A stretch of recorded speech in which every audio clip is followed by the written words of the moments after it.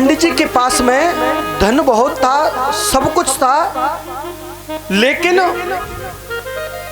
उनके पास में कोई पुत्र नहीं था। मित्तल जी,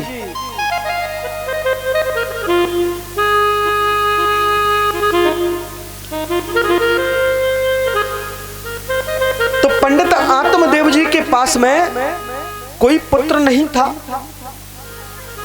और पंडित आत्मदेव की पत्नी का नाम था धुंधली देवी। सबसे पहले उसी का परिचय करा देता हूं। उनकी पत्नी का नाम था धुंधली देवी और पंडित जी तो रोजाना सुबह शाम पूजा पाठ करने जाते थे। जब पति देव चले जाते हैं तो घर में किसका राज्य रह जाता है? पत्नी का। ऐसे ही धुंधली देवी घर में पूरे दिन अकेली रहती थी और कभी पड़ोसियों से झगड़ लेना, कहीं सामने वालों से झगड़ लेना, रोजाना का कार्य यही था। रोजाना लड़ती थी, ऐसा उनका स्वभाव था। अब पंडित आत्मदेव जी के पास में कोई पुत्र नहीं था और जब पुत्र नहीं था तो पंडित आत्मदेव बहुत ज्यादा दुखी थे। जब घर में पुत्र नहीं होता है,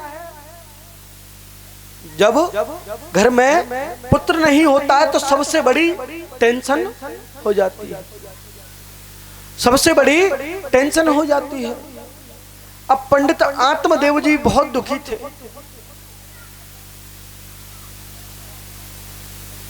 कन्या की तो चल जाए, कोई बात ना है, बताऊंगा हवाल, कन्याओं को बताऊंगा, है ना, नेक रुक जाओ, हवाल बताऊंगा।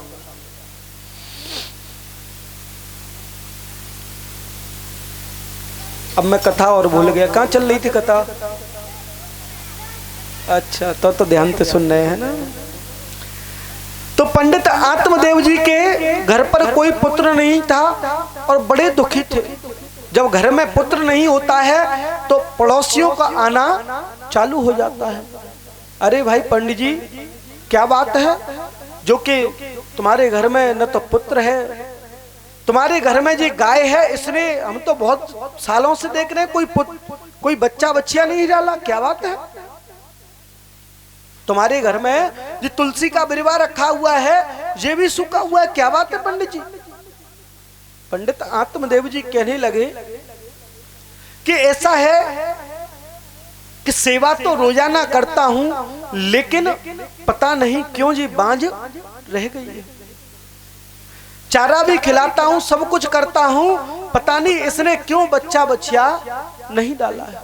कि अच्छा, तो एक बात बताओ जी, तुम्हारे यहाँ तुलसी का बिरवा है, ये क्यों सूख जाता है?